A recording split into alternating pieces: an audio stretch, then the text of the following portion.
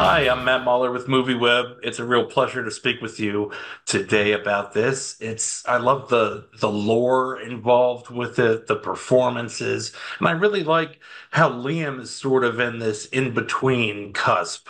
I think he says, "I know Santa's probably not real. It's a 1% chance." And in life, everyone lets go of Santa. A lot of people still hold on to Satan.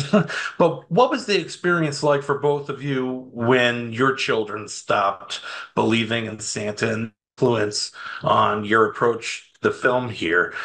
For anyone who'd like to jump My in. okay. By the way, it's a great question, and I will say for anybody listening, or if they're listening, that this isn't a movie for 4 or 5, 6 year olds, for 11-year-olds and adults, 11-year-olds and up, and so because there are spoilers for little kids. But when my I have my son and my daughter are a year apart, and my son, I don't know what grade, second, third, something like that. He was saying, I know there's no Santa Claus. And my daughter, who's a year younger, was always in the car or in the house. When he say it, we say, well, that's not true, Bob. There is a Santa Claus, because we're protecting her. And he goes, I know there's no Santa Claus. And for this went on for like a week. Like I know, and it was, but he always did it with her there. We said, hey, you're wrong. There is one. And then I said, we got to tell him the truth because he's never going to trust us. He's saying it. Let's just tell him. So one night my wife and I were putting him to bed, and I said, "Bye, you keep mentioning there's no Santa Claus. Well, you're right. There is no Santa Claus." And he burst into tears, like blubbering. And I felt awful. And I said, "Well, what are you crying? You knew there was no Santa Claus." He said, "I was hoping I was wrong." And Don't we all? it broke my heart because it was like right before Christmas. I was thinking, God damn it, why didn't we just wait? But I think my wife had talked to some psychologists. They said, no, you got to tell him if he's asking. And I was pissed. He was Yeah, it more. seems like a psychological landmine. I don't want to Yeah, cause trauma, but I don't want to gaslight. yeah. Did you want to add anything to that, Bobby, before I move on? No, that sums it up perfectly. Yeah. Yeah, absolutely. Um, I I'm sure you've heard about this weird case of multiple discovery happening where there's a completely different uh, Filipino movie, but it has this sort of similar plot in a way.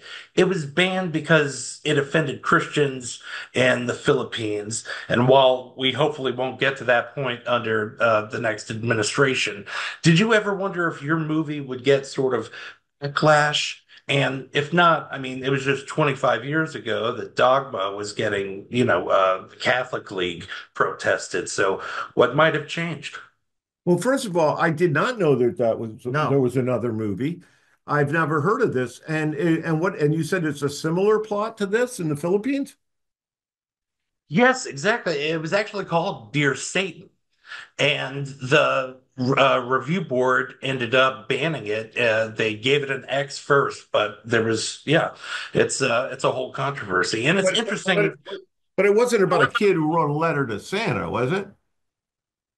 Yeah, it's such an interesting story because, like multiple discovery, people having sort of ideas can pop up without Yeah, yeah, any interaction yeah, between people. absolutely. And yeah, you should look into it. It's very interesting.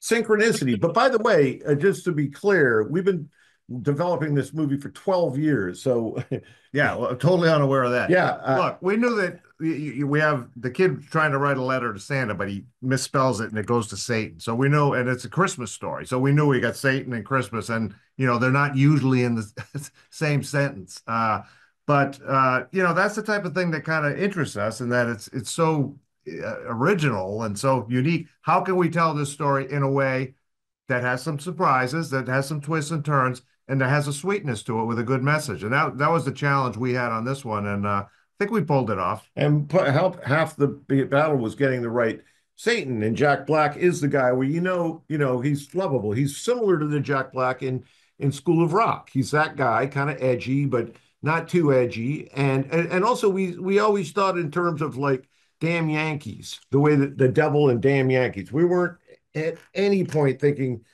this is a exorcist type Satan. I think if we hear any objection to this movie, it will be from people who have not seen the movie Yeah, and don't know how it is that we tell this story and what happens. and that happens a lot. And then we've gotten a lot of objections over the years, to be honest. Yeah. But yeah, we just it's you can't please everybody all the time. That's for sure. Yeah, and that's a difficult tonal tightrope that you walk, and you manage it very well. Ultimately, it's great to see your both of your styles sort of in the Christmas space. I think in the production notes you mentioned always being fans of Christmas movies. Are there any that you both love that you proselytize for that are kind of underrated and you'd like other people to see? I guess, Bobby, if you'd like to start.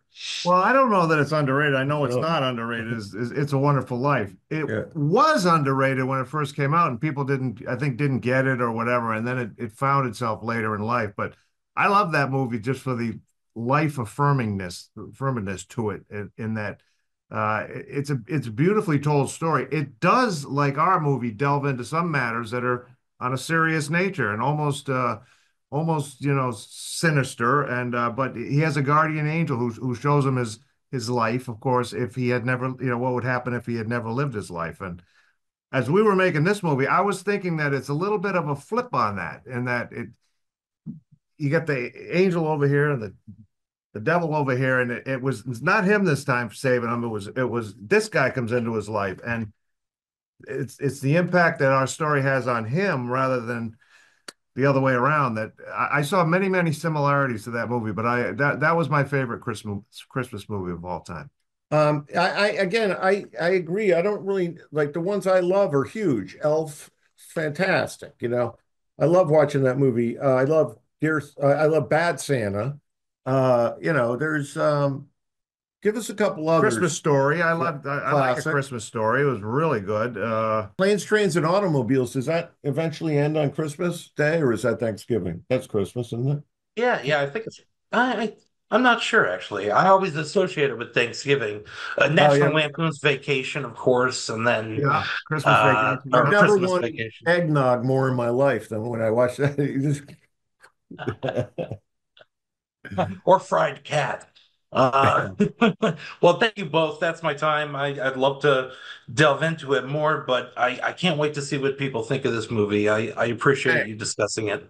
Thank you. I appreciate it too, and we think it's our hearts were in the right place. We worked hard. It took 10 years to come up to get it right. We think we got it right. So you We'll find guys, out. you'll be the judge.